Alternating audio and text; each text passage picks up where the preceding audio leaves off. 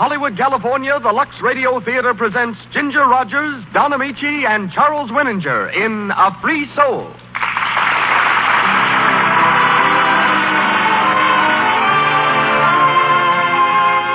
Lux presents Hollywood. Our sponsors, believing that this program is the best means of showing you their appreciation of your loyalty to Lux, tonight bring you Ginger Rogers, Don Amici, Charles Winninger, and Jack Arnold in another great play.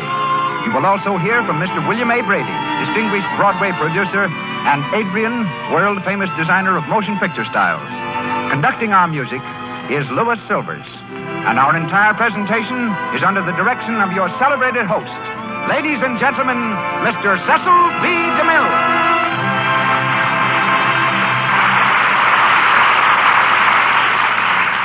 Greetings from Hollywood, ladies and gentlemen. Missourians are noted for caution and thoroughness, and Ginger Rogers was born in a Missouri town called Independence. It may be the combination that enables her to do what other girls find impossible. She scored first on the screen as a comedienne, then as the most enchanting of all screen dancers, and her recent performance in Stage Door marks her as one of the most accomplished and delightful actresses in Hollywood. A small girl with golden hair and green eyes, Ginger likes ice cream sodas and has installed a complete soda fountain in her new Beverly Hills home. She also likes roller skating, knitting, and saving old wrapping paper. I think I can safely say that it was the Lux Radio Theater that gave Ginger one of her first important opportunities at drama, when a year ago we presented her in The Curtain Rises. She's currently starred for RKO in Having Wonderful Time, and tonight enacts the role of Jan in Willard Mack's melodrama, A Free Soul. Tonight also brings to fulfillment what has long been an ambition of ours, to see Don Amici before our microphone.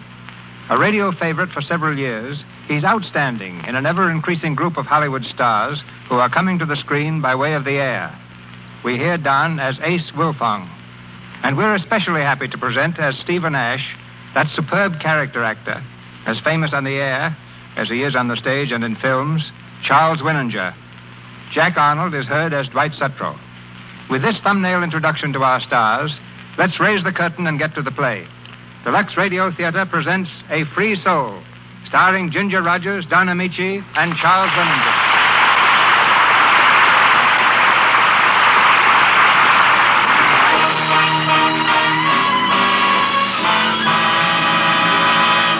The smallest big town in the world, the city of San Francisco. It's late afternoon, and Market Street in the business section is jammed with a tangled mass of traffic, jockeying for position, tooting impatiently at the delay.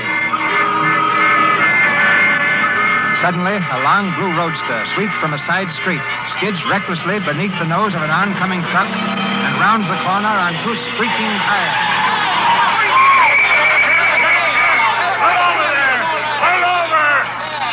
What's the idea? Where'd you learn to drive, in a firehouse? That's right, officer. I used to practice on the hook and ladder. What? Oh, well, hello, Miss Ash. And how are you? How are you, Tim? Fine, yeah, fine. Say, there was a neat little piece of driving there. I'm sorry, Tim. I was in a hurry. Yeah, that's what I thought. And how's your dad, Miss Ash? Don't see him around very much. Oh, he's fine. I'll give him your regards. Great man, Steve Ash. Ought to be district attorney by rights. Put some of these crooks behind the bars. He does better keeping him on this side. Oh, what time is it, Tim? It's 5:45. Oh, I've got to run. Family tea at my aunt's. See you around, Tim. Okay, take it easy now. Think I can make Nob Hill in 3 minutes? If you do, you'll land in the lockup. Look me up in cell number 6.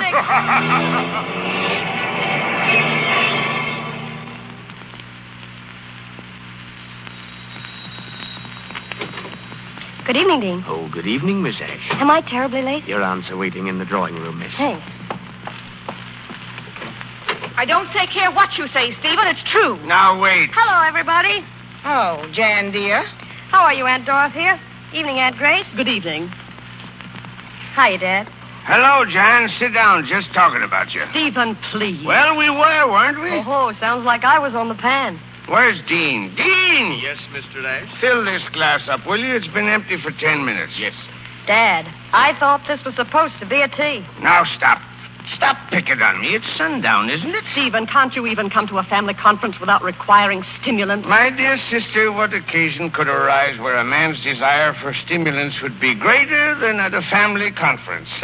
Go on, Dorothy. What was it you were going to say about Jan? Well, since it is about Jan, do you think she should be present to hear herself discussed? Well, I'll have to let Jan answer that. You want to stay, Jan? Of course I do. I wouldn't miss it for worlds. Have you no voice at all in the matter, Stephen? Why should I? Jan ought to know her own mind. She's known it ever since she was 5 years old. Exactly, and that's just what's brought us where we are today. Where are we today? Your Aunt Grace is referring to certain actions of yours, public actions, and the people you choose to be seen with in public places. Oh, so that's it. I knew this meeting was going to be called today. I knew it last Tuesday when Aunt Grace walked into the St. Alban for luncheon and saw me there with Ace Wilfong. Ace Wilfong. A common gambler. Oh, wait a minute, wait. Is that what this is all about? Isn't it enough? Are we to stand by and see our family name dragged in the mud? What do you mean, dragged in the mud? Yeah, I'd like that question answered myself. What do you mean, the mud? What mud? The notorious dirty mud which clings to this man your daughter sees fit to be seen with. Oh, that's a laugh. Aunt Grace didn't think he looked so dirty until she found out who he was. Jan. After that, she made everybody's lunch cold for 3 tables around. Stephen, are you going to allow your daughter to insult me? Is she stating facts? I certainly am. Oh, one moment, please. I have one question, Stephen, that will settle a great deal in my mind. All right, Dorothy. Let's have it.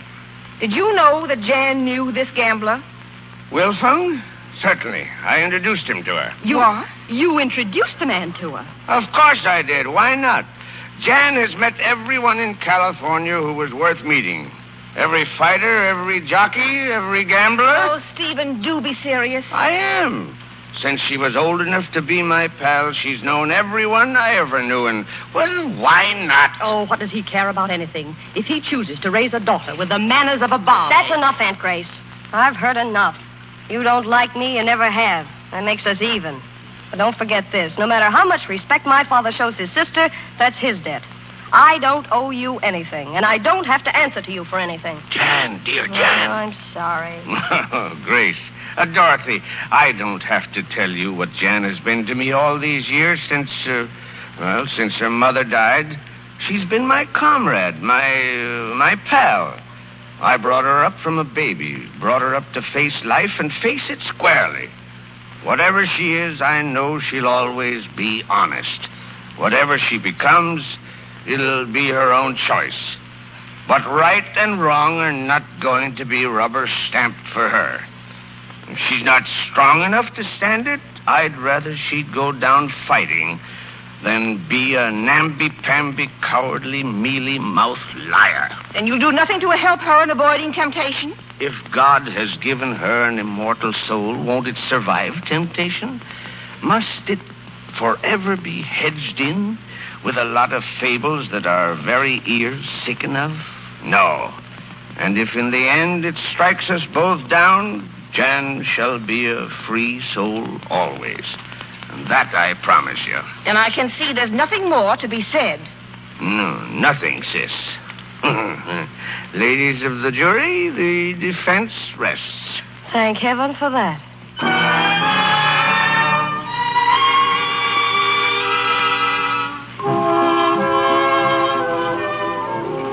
Grand music. Want to dance, Ace? No, not unless you do. What's the matter? Inferiority complex? No. Common sense, I guess. A lot of friends of yours here tonight. Oh, you're protecting my reputation again, aren't you? I wish you wouldn't, Ace. Why not? Can't do you any good being seen with me so much. Your friends must do plenty of talking. Do you think I care? You should. Maybe. It's a funny combination, you and me. I only hope it never gets you into a jam. Oh, Ace, you're as bad as my aunts and twice as old-fashioned. Oh, hello, Dwight. Good evening, Jan. Coming, Dwight? Oh, yes. Excuse me, please. Friend of yours? Dwight Sutro. Kind of frigid, wasn't he? That's what I'm talking about, Jan. I choose my own company, and just now you happen to be it. Thanks. Known him long? Mm-hmm. All my life. He proposed to me once. Oh. Seems to be all right. I thought so, too. But while I was thinking it over, his mother decided she didn't like me. And if he married me, she'd cut him off. That changed his mind. Mine, too. He must sleep bad with that on his conscience. Conscience? Having a chance to marry a girl like you and passing it up for a little Jack. A lot of Jack. Couldn't be enough to square the deal. Lois, you're marvelous. Oh, I've got to call Dad. Wait for me, will you? Sure. I'll only be a minute. Jan. Oh, Jan. Well, the frigid Mr. Sutro. How are you, Dwight? Jan, I want to speak to you. You didn't seem so anxious inside. I was until I saw whom you were with. Why are you doing it, Jan? What do you hope to gain by it? Oh, I don't know what you're talking about. If it's just to make me jealous or something. Jealous? Oh, do you think I'd go to the trouble of making you jealous? Then I suppose it doesn't mean a thing to you anymore that we're not the way we used to be? Not a thing, Dwight. Well, it does to me. Really? Has your mother changed her mind again? Oh, that's not fair, John. I asked you to wait a little while until I won her over. And suppose you didn't win her over. I'd lose again, wouldn't I? No, Dwight. The man I marry has got to want me more than anything else in the world. Just me, and nothing else must count. I do want you, Jan. Oh, no, you don't. I do. Give me a chance to prove to you how much I do. No, Dwight. It's cold. You know what I mean. You don't interest me anymore. Maybe someday I'll think you're swell, and if I do, I'll call you up. Unless you should happen to meet that ideal man of yours in the meantime. Of course. Maybe you've met him already. Perhaps. Ace Wilfong, I suppose. You might be right about that, too. Good night, Dwight.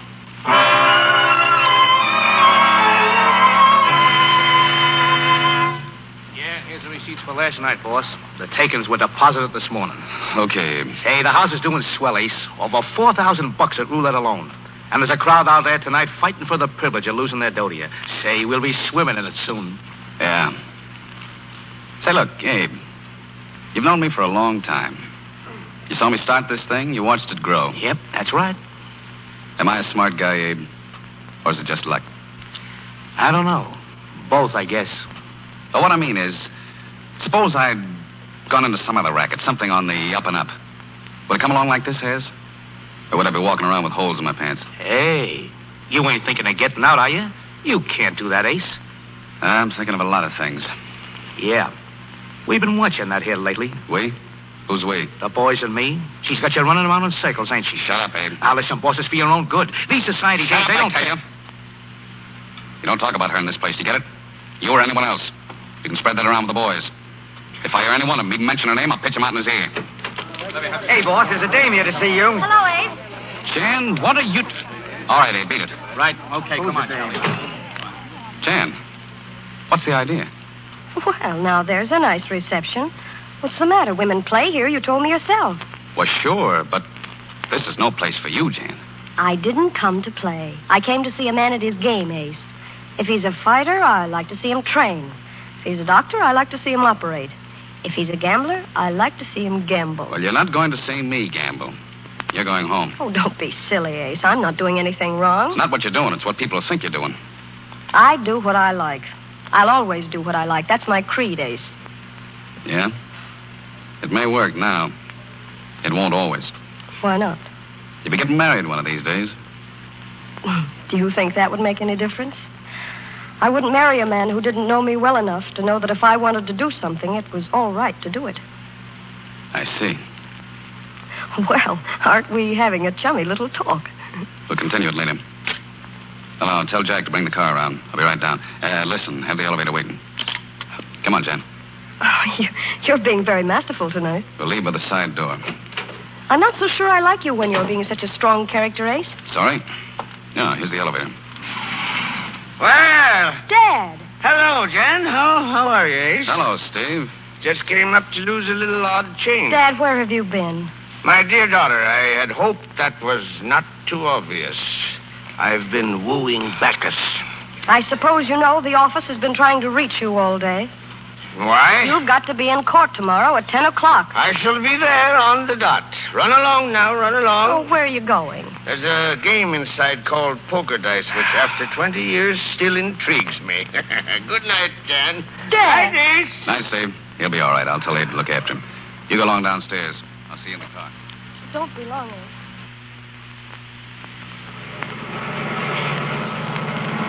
It's such a rotten shame, Ace. He's so brilliant on one side, and on the other, he's so overbalanced. He always knows just what other people need, and he does it for them. But for himself, he can't do anything. Oh, God, it's terrible. Oh, Jan, dear. I watched him ever since I was a little kid. Playing with liquor year after year. It's been working on him. And he doesn't know. He can't see what it's doing to him. Jan, please don't. I wish I could help you. I want to, Jan. You can't. No one can. Will you let me try? Somehow? You would, maybe, if you knew how much I love you, Jan. Oh, why did you wait so long to say that? Oh, I've wanted to for weeks. And I've wanted to hear it for months. Jan, you're so far above me, it scares me to think of it. Then don't think of it. Oh, you're wonderful, Jan. Well, you always say that. Oh, always.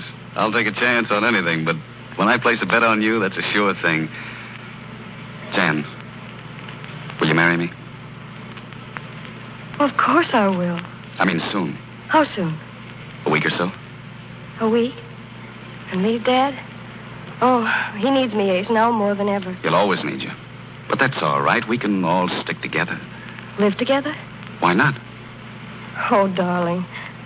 Oh, let me think. I'm not stalling. It's just let me think it out all by myself. I'll call you. When? Tonight, late. After Dad gets home.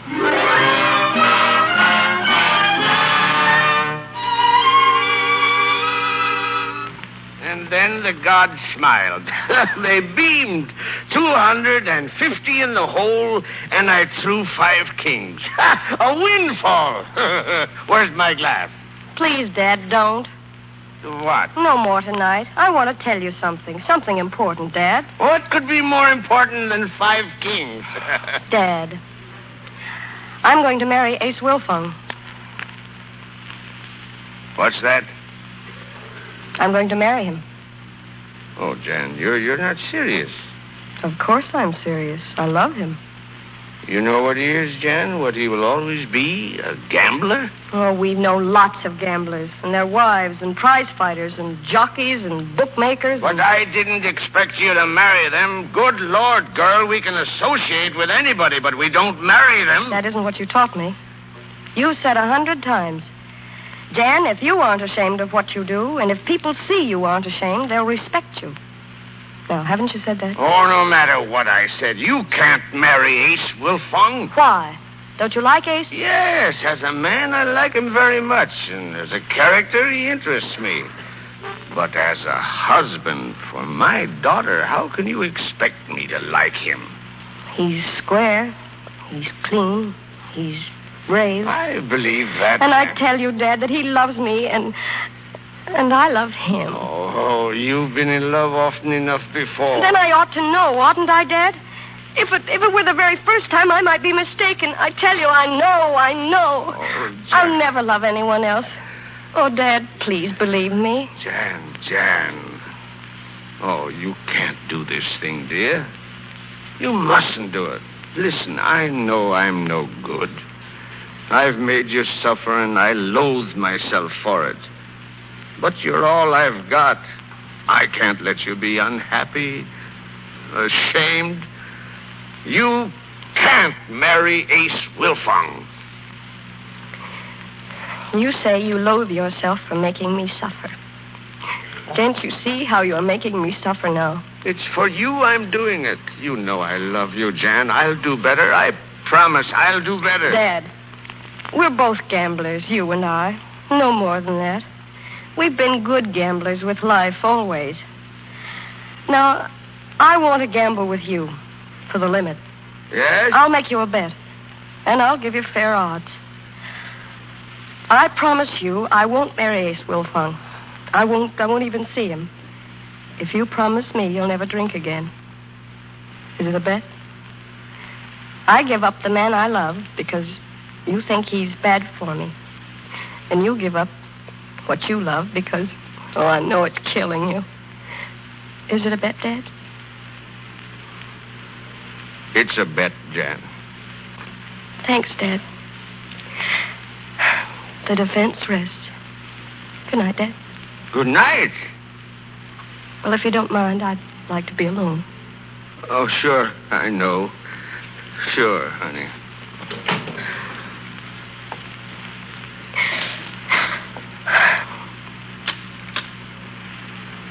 Hello. Give me Maine 0642. Hello. Hello. I'd like to speak to Ace Wilfong, please.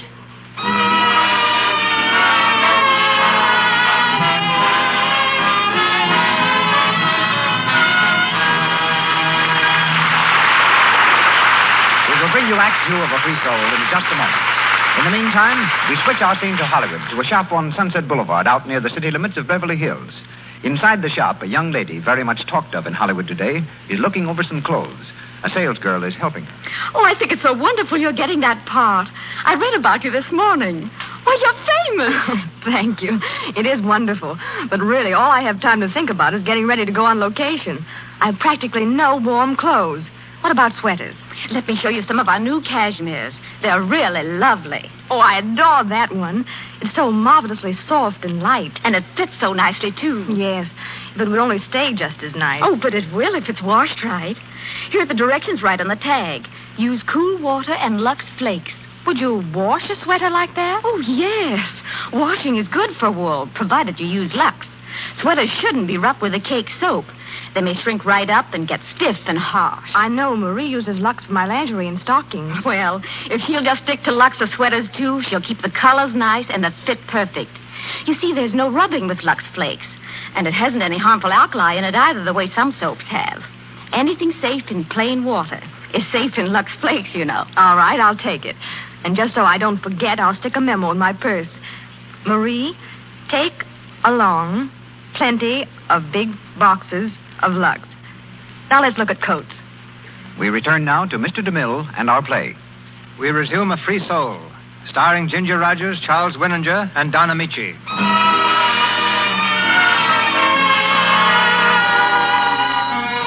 For 6 long weeks, Steve was faithful to his pledge and Jan to hers. It's late at night now, and in Jan's room a single light is burning. The girl paces the floor nervously and turns quickly as she hears someone at the door. Who is it? Dad! Oh, Dad, I've been worried about you. Where have you been? Jan.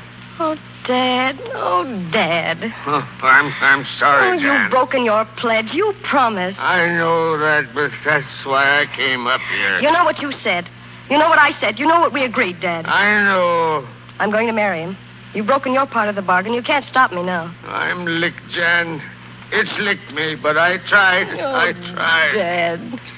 You could have gone upstairs. I never would have known. Sure, but that wouldn't be playing the game fair, would it?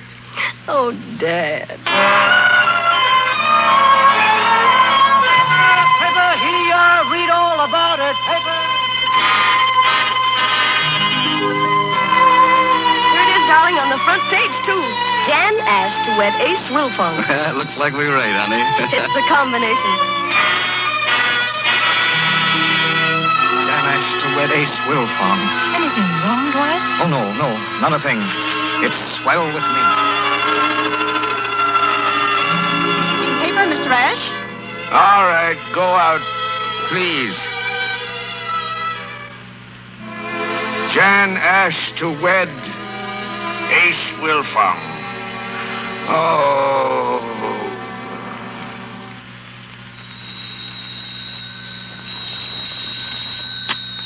Hello? Oh, hello, darling. Where are you? Oh, were you coming home to dinner? Oh, Ace, why not?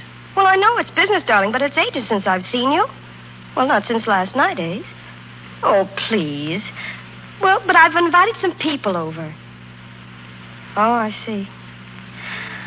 All right, Ace. Oh, I know you're sorry. All right. I'll be up when you get home. Clara. Yes, ma'am. Mr. Wilfong won't be home to dinner. Call up everyone. Say I'm sick or something. Yes, ma'am. Oh, Mr. Sutro called again. Dwight? What did he say? He asked if you'd have tea with him this afternoon. I told him you were busy. Oh. Oh, well, call him back. Tell him I'm not as busy as I thought.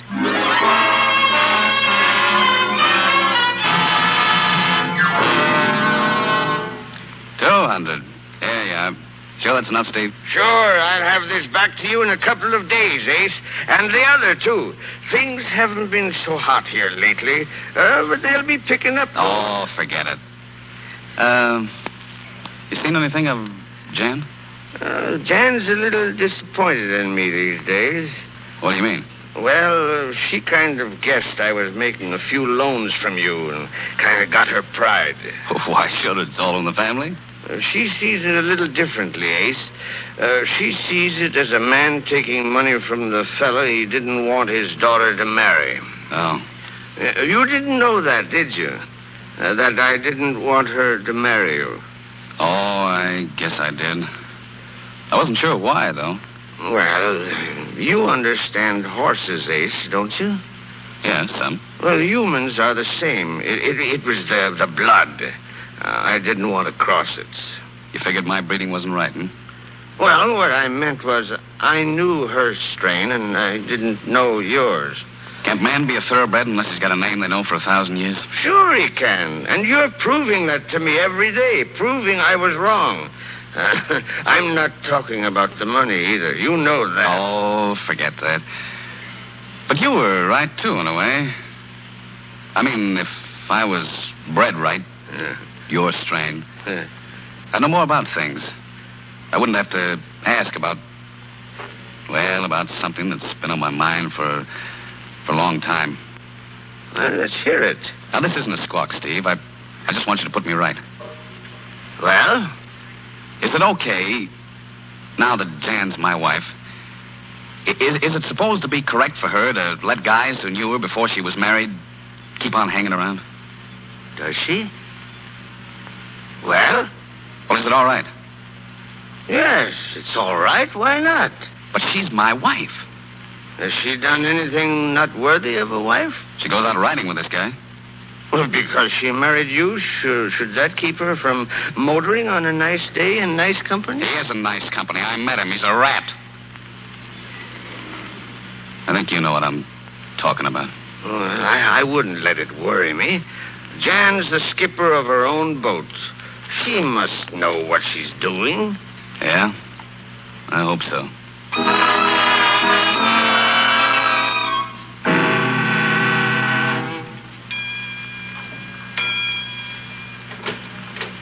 That you, Jan? Darling, I didn't know you were here. You're home early tonight. Oh, that's more than I can say for you. Here, take my wrap, will you, darling? Sure. Oh, I'm tired. We were dancing at the Three Spades. Dwight Setro? Yes. Why? That's 3 times in a week, isn't it? Well, why not? I've got to do something. I can't just sit here every night waiting. You wouldn't expect me to. No. Ace, we've been married 8 months, and all during those 8 months, I think you and I were out together every bit of 6 times. We saw 3 shows, 2 ball games, and 1 rotten fight. Now, if that isn't a record for a pair of great lovers, I don't know. Oh, I know it's been tough for you, darling. For me, too. But I've had to stick close to the place, Jan, to wind things up. What? I'm getting out next week, selling the place. Ace, no. Sure, it's no life for you, stuck with a gambler. I'm going into something else. Something on the up and up. I've got enough dough to start with, and, well, maybe we get to see each other once in a while. Oh, darling, that's marvelous. You're doing this just for me, aren't you? For us. But you can do something for me, if you want. Well, of course, darling. What? Well, I don't know how to say it without sounding silly, but it'd make me a lot happier if you weren't so chummy with this Setro guy. Well, it does sound silly, Ace. I told you before we got married I had to be free. I don't consider it necessary to account for myself to anyone. But this much I'll tell you. I should have gone mad these months without Dwight. As bad as that, As bad as that. There's no harm in going places. Dwight and I were kids together. Why? Oh, I know what he is, but he's harmless where I'm concerned. If I could believe that, I wouldn't beef. I want you to be free, Jan, but isn't there some other freedom that's a little less like playing with Nitroglycerin? Ace, I won't be bossed, and that's that. Oh, no, it isn't. No, Jan. You've got to give me something else besides this free soul stuff. That don't mean anything to me. That was all right for you and your dad, but not for me. That agreement between Dad and me was our faith in each other. Ace, I wouldn't live with you 2 minutes if I thought you didn't trust me. I do. That's why I can't have other people thinking what I know isn't so. I won't have it. I warned you never to treat me as you would any other girl you've ever known. You don't understand my training, and you don't understand my code. And you don't understand mine. What I win belongs to me. Do you get that? Me. And I won't allow anybody to throw crooked dice in the game I'm in. And you're mine, and the game is mine, and this rat is out to break it up for me. But he won't, you see? Take your hands off of me. Don't you ever do that again, Ace. And don't ever try to bully me into anything. I've done what I felt like doing all my life. I'll go on doing it. And if I want to see Dwight Sutro, as long as it's honest and clean, you've nothing to say about it. Do you hear? Nothing. All right. I won't bother you again. Where are you going? I'm going out. Where? I said I wouldn't bother you. Ace! Ace!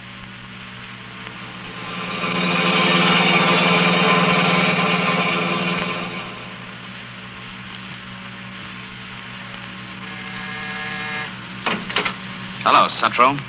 Well, You mind if I come in? Why, no, of course not. Make yourself comfortable, Wilfong. Thanks, I'm not staying. Oh, long enough to have a drink? Not even that. I can say what I came to say in a couple of words. Yes? Sutro, I want you to stay away from my wife.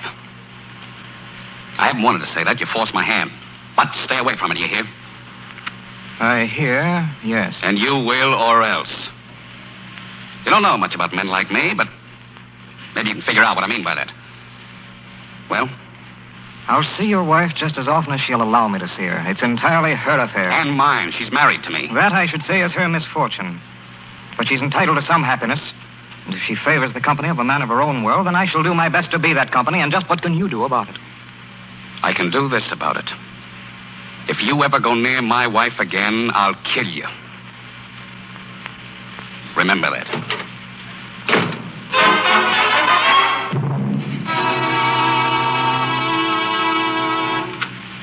Willie? The private Dick just reported. Well, what did he say? Now, listen, boys, you don't want to get so... What did he say? Well, he's been trailing Sutro since Wednesday. Today, about 3 o'clock, Sutro gets in his car and goes up to the house. Go on. Well, My wife went out with him? Yeah. Yeah, they went out for a ride or something. But look, boss, maybe... Shut up. Well, I just... Shut up. When he calls again, tell him to keep on the job.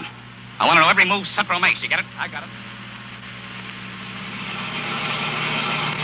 Dwight, I felt a drop of rain. Well, it's all right. We'll be at Thwaites in a couple of minutes. Oh, don't you think we better put the top up? We'll be drenched. You won't melt. Oh, Dwight, please. Oh, all right. It'll make you feel any better. Hurry, Dwight. Look out, here she comes. Oh, goodness. Oh, now I hope you're satisfied.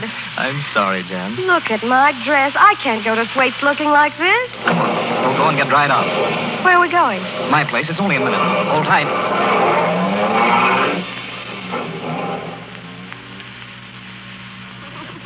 There you are. Put your feet up on the fireplace. Oh, I feel like a sponge. One sharp twist and I could wring myself out. I must be a sight. And don't you believe it? You look beautiful. With water trickling off my chin, I'll just bet I do. You'll always look beautiful to me, Jan. You know that, don't you? It's very kind of you, I'm sure. Don't, Jan. Don't what? Don't keep putting me off like that. You shouldn't, you know. We can't just go on laughing and pretending forever. It's not a laughing matter. Not with me. I love you, Jan. Give me a cigarette, please. Oh, of course. I wish you hadn't said that, Dwight. Why? Well, it's been such fun being with you. Now you've spoiled it. Because I told you I loved you?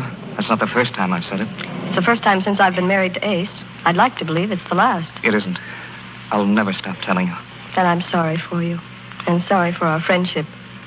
You see, Dwight, I love my husband. Oh, how can you say that? You're not happy with him. But I am. Oh, Jan, dear, don't be a fool.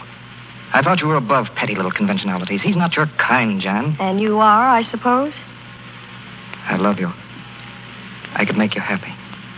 Oh, Jan, darling. Will you get my coat, please? Jan. I'm leaving. I'm sorry, Dwight. It seems I've led you into believing something about me that isn't true. My coat, please. You can't just leave it at that. I can, and I'm going to. Good night. Jan. Jan, darling, listen Let me to go. me. I won't. You don't mean what you're saying. You're putting on an act. Maybe that'll prove to you that it isn't an act, that it never has been, that it never will be. Hello? Who? Abe who? All right, put him on. Hello? Hello, talk louder, please. Who's on his way?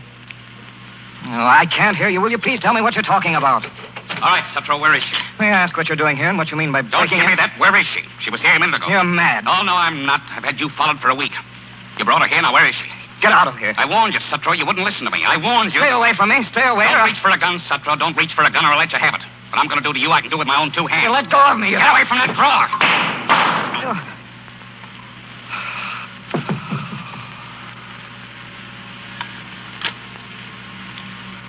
Hello. Give me the police, will you? Sergeant, this is Ace Wilfong. Send somebody up here right away.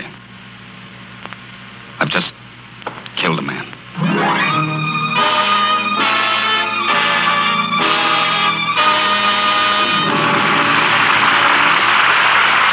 We pause for station identification. This is the Columbia Broadcasting System.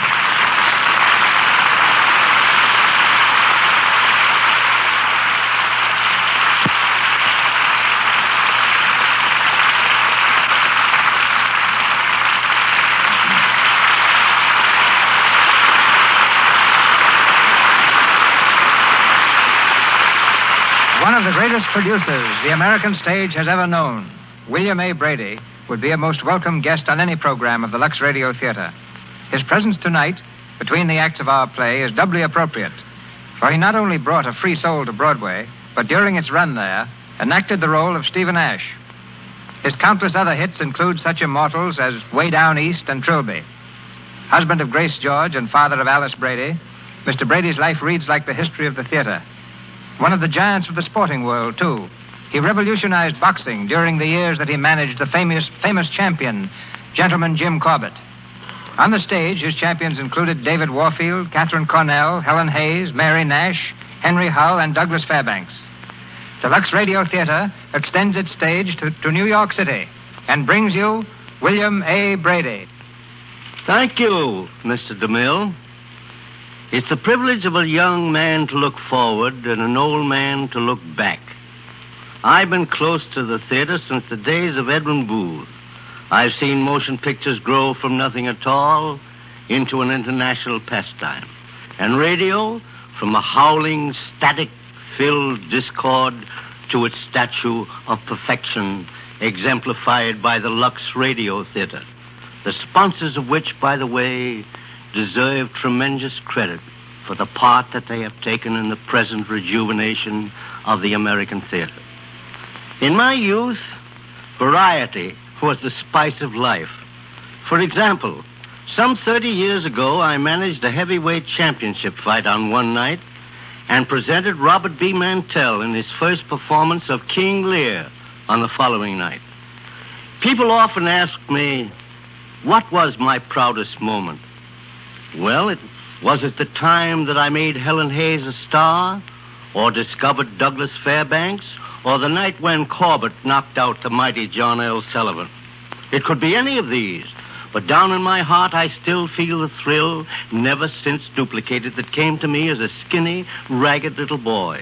It was the night that I sat in the old Booth Theater on 23rd Street, and when, from my seat in the last row of the top gallery, I heaved a marble during the sleep-walking scene of Macbeth and scored a direct hit on the bass drum miles below me in the orchestra pit. Now, that's one way of making a hit in the theater. Most of my life since then has been working for hits from behind the footlights. There is one honor there that I share with Lux Flakes, for they've played a star role backstage in many a Broadway hit. As a producer, I know they are the tops in wardrobe department. Today, it's the Hollywood costume to take athletes and turn them into actors. Well, it's nothing new, my friends, nothing new. It started long, long ago in the golden days of boxing when Jim Corbett would play Armand in Camille and John L. Sullivan would stand them up in honest hearts and willing hands. Many youngsters claim that there are few fields not overcrowded today. But let a young fella bust loose. Let him find a spot that's not so crowded. Let him take a chance, and luck or stubbornness will see him through. After all, it looks very much like the same old world to me. My congratulations to you, Mr. DeMille, to Miss Rogers, to Mr. Winninger, and to Mr. Amici for giving a play very dear to my heart. My congratulations to Lux Flakes and to all the people who buy Lux and so make such a superb presentation possible. Thank you. Thank you, William Brady. We're back in Hollywood now, where A Free Soul with Ginger Rogers, Don Amici, and Charles Winninger is continued.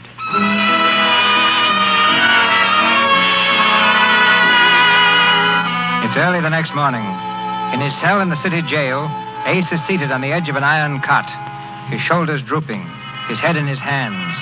Suddenly he hears footsteps in the corridor and springs to his feet, every nerve alert. 5 minutes, miss. Thank you. Oh, Ace. Jim. Oh, Ace, darling, what have I done to you? It's all right, honey. Now, don't cry. I killed a rat, that's all. Oh, why did you? There was nothing wrong, Ace, I swear it. You've got to believe that. Regardless of what happens, you've got to know that, Ace. I do know it. That's what makes this bearable, Jan. I never doubted you. Not down deep, I didn't. I was just all on fire inside. I didn't go there to kill him. Just to give him a scare. He went for a gun. Oh, how can life do such things to people? I love you, Ace. I've never loved anyone but you. I wish I could take my heart out and show it to you. Shh, please, please. It's my fault. Everything's my fault. I thought I was a free soul, and I'm not. Because I belong to you. It came to me last night when you didn't come home, and then I heard. And I thought about you here and me there. Oh, I died, Ace. I died. I tell you, if I ever live again, Honey, please stop it. You don't know what you're saying. Look at me. I'll be all right. Everything's going to be all right. Oh, it will, Ace. It's got to be. They've never hanged a man for a thing like this. I was up there to Suttrow's yesterday. And when the jury knows that, they're... Wait, Jan. Listen. You've got to promise me something. Anything, Ace? You mustn't spill that stuff about being up there, Jan. You know what I mean. It'll seem tough, but that's the way I'm going to play it. You mean you wouldn't let me go on the stand to save you? Yeah, that's just what I mean. What the... No, sweet, we can't. You married me against the wishes of everyone, even your father. No matter what happens to me, we can't use your good name to save my neck. My good name? Oh, you poor, crazy darling. Do you think that means anything if you're taken away from me? Oh, no, Ace. I'd yell it from the top of the ferry building that I was there. That it was my fault. No, you won't. I fixed it so you won't. You're not going on the stand. Who can stop me? Your father. He's going to defend me. Dad? Oh, no, Ace, you can't. Oh, he's my father, but I know he can't save you. He's through, Ace. He hasn't had a case in months. He couldn't even plead one. I'm laying a bet on him. Can't you? Oh, I see. You don't care about being saved. You're letting him defend you because you know he'll never let me testify. No, Jane. It's true. You've no confidence in him yourself. You couldn't have. If he does what I asked, that's all I want.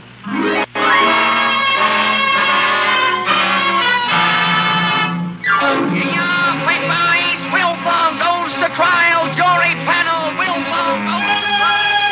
State Bill's case against Wilfong. Defense presents no witnesses. Here you are. Wilfong trial new and closed. State looks for conviction. Paper. Wilfong trial new and closed.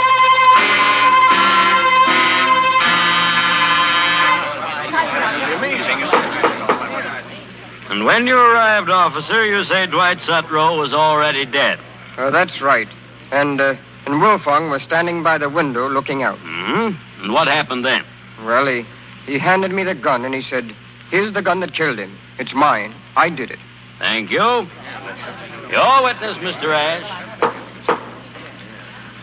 Mr. Ash, the attorney for the state has offered the witness. No questions, Your Honor. Do I understand, Mr. Ash, that you have no wish to cross-question any of the state's witnesses? Yes, Your Honor. Very well. Witness is excused. The defense will proceed with its case. Call your first witness. If it pleases the court, there will be no witnesses for the defense. What's that? Your Honor, the defense rests. No, Your Honor, you can't let him do it. Jan, go back to your seat. I won't. They're trying to protect me, Your Honor. They won't let me take the stand because they know what I'll say, that I was in Dwight Sutro's apartment the night he was shot. Jan. That my husband knew I was there. That's why he came. Your Honor, I asked the court's permission to speak for a moment with my wife. The prisoner will not address the bench. But, Your Honor. Quiet, please. Young lady, will you please take your seat? Mr. Ash, do you wish to present this young woman as a witness? Oh, Dad, please, you've got to. You don't know what you're doing. Jan. Well, Mr. Ash? The defense rests, Your Honor. There will be no witnesses. Has the state concluded its case? We have, Your Honor. And the attorney for the defense will sum up, please. Thank you. Your Honor, gentlemen of the jury, you have seen in this court a man on trial for his life. A man accused of the foulest of crimes. Premeditated murder. Murder in the first degree, for which there is but one penalty: death. You have heard witnesses for the prosecution and none for the defense. You have seen a young woman, my own daughter, rise in defense of her husband and tell you... I object, Your Honor. The woman was not a witness. Her testimony was not entered into evidence. Objection sustained. Proceed, please. The district attorney is right, gentlemen. You must strike from your minds everything that woman said. Strike it from your hearts if you can. You heard that woman. You know she spoke the truth. And you know that if you bring in a verdict of guilty, you will be placing a rope around the neck of an innocent man. Objection. There's been no evidence by the defense to prove the accused innocent. Objection overruled. I take it Mr. Ash is dealing in certain attendant circumstances? Thank you, Your Honor. Thank you. Attendant circumstances. Circumstances not born of the moment, day or hour, but wicked, profane, and damnable teachings. Look at that girl, the wife of the accused. You wouldn't think that child's mind was full of poisonous fallacies. It's God's truth, for since she was old enough to listen, I have dinned into her ears that she was a free soul. I told her she must not be a hypocrite or a coward. I cried out to her that she must follow her desires and be honest and open with them. These were my teachings. And may God forgive me. She had no mother. Could we expect her to see that her father was a mountebank, a trickster, a fool? Her desires, innocent as they might have been, led her into the company of another man, despite the wishes of her husband. Are you beginning to see who is the guilty man? Do you reason now who should be on trial here today? I, Stephen Ash. Ace Wolfong held the pistol, but my hand pulled the trigger. There's only one freedom: knowing and obeying God. There never has been but one man big enough to be a free soul on this earth, and they nailed him to a cross. But he forgave. Yes. And that's what I'm asking you to do today. I ask you to forgive this man. I ask my daughter to forgive me. Oh, Dad, Dad.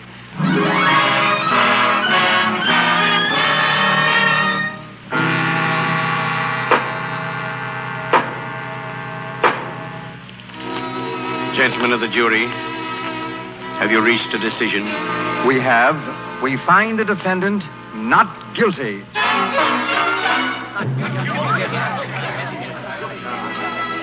Not guilty. Ace, darling. Oh, Jan, dear. He did it for us, Jan. He gave us our life again. Oh, Dad, look at me. You were wonderful, darling. And I do forgive you. Oh, I forgive you everything. Dad, don't you hear me? Well, don't just sit there, darling. Wait a minute. Steve, what's the matter? Steve! Is he? Please don't, Jan. He's happy. The defense rests.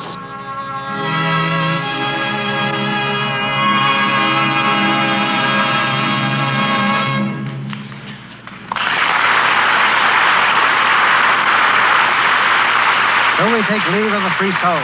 So later we'll hear again from Ginger Rogers, Don Amici, and Charles Winninger. Adrian, the screen's most famous fashion designer, tonight makes a return engagement in the Lux Radio Theater. A Connecticut Yankee who started on the stage with Irving Berlin, he was brought to Hollywood by Mrs. Rudolph Valentino. It's he who designs the screen clothes at Metro-Goldwyn-Mayer Studios for such renowned beauties as Norma Shearer, Joan Crawford, Greta Garbo, Myrna Loy, Jeanette MacDonald, and Louise Reiner. When here last, he mentioned the fashion influence Greta Garbo exerted in Camille. And now, Adrian, that she's completed her new film, Conquest, would you say that she maintains her leadership? Yes, I do. And one of the more interesting fashion influences of Conquest is a little black velvet cap that looks as if it were a snail shell. Does that sound particularly ridiculous? Now, it would have a few years ago, but today, for the sake of peace in the family, I take the funniest hats seriously. So do I. And this is about the only period in history in which a woman can put the most ridiculous-looking contraption on her head, look in the mirror, and accept it seriously. Hats were never so humorous, but strangely enough, they're accepted even by husbands. Not accepted, tolerated.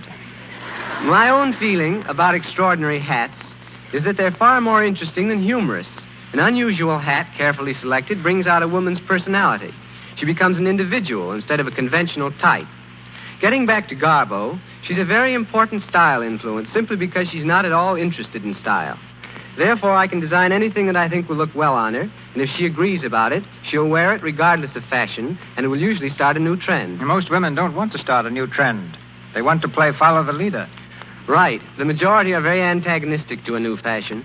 It's only after they've seen a new style worn by their favorite actress, by the best-dressed woman at their club, and finally by their favorite enemy, that they decide to take a chance with it themselves. Well, how do you account for this being the most lavish season in women's dress for 20 years?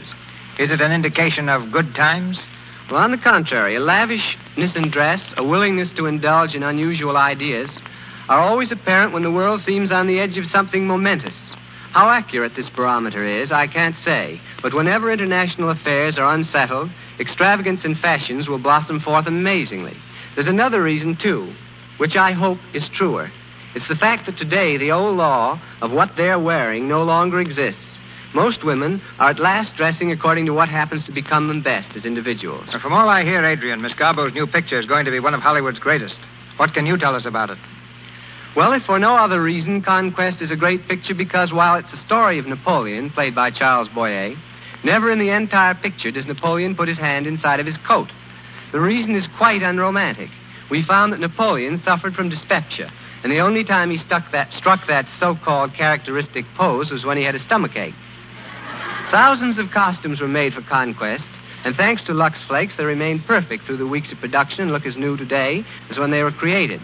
When you see Conquest or any other film, and you discover fashion ideas you'd like to copy, just remember that picture styles are created with three things in mind. They must be historically accurate, they must become the star, and they must create certain dramatic effects. So don't take them too literally. Be conservative, and you'll be well-dressed. Thank you. Thank you, Adrian. The number 3 has a charm, and here's a charming trio. Ginger Rogers, Don Amici, and Charles Winninger.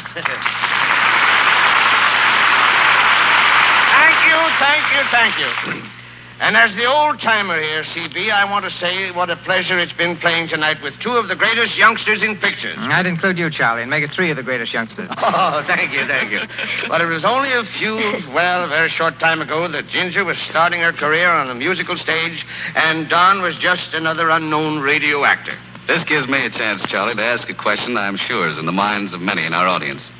Tell us, Ginger, now that you've made Stage Door and are in the middle of another non-musical picture with a third one to follow that, does it mean you're through with singing and dancing pictures? By no means, Don.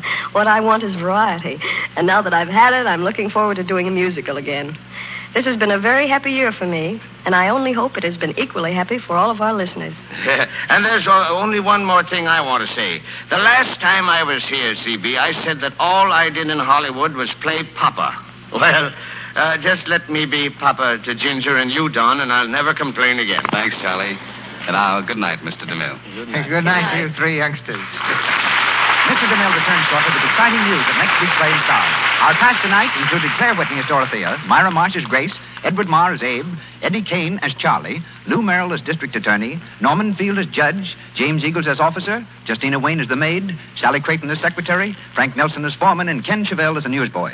Mr. Amici appeared through courtesy of the makers of Chase and Sanborn Coffee and 20th Century Fox Studios, where our conductor, Louis Silvers, was in charge of music for the new film Alibaba Goes to Town. Mr. Arnold is from RKO Studios. Our producer is from Paramount Studios, and here he is. Next Monday night, the Lux Radio Theater presents one of the most popular figures of motion pictures and radio, making his first appearance before our microphone, Bing Crosby. Sharing our spotlight with the nonchalant Mr. Crosby is that lovely and delightful comedienne, Miss Joan Blundell. We've been fortunate in securing for their vehicle a brisk and sparkling collegiate comedy that was heartily cheered on both stage and screen. She Loves Me Not. Our sponsors, the makers of Lux Flakes, join me in inviting you to be with us again next Monday night when the Lux Radio Theater presents Bing Crosby and Joan Blondell in She Loves Me Not, featuring Nan Gray. This is Cecil B. DeMille saying good night to you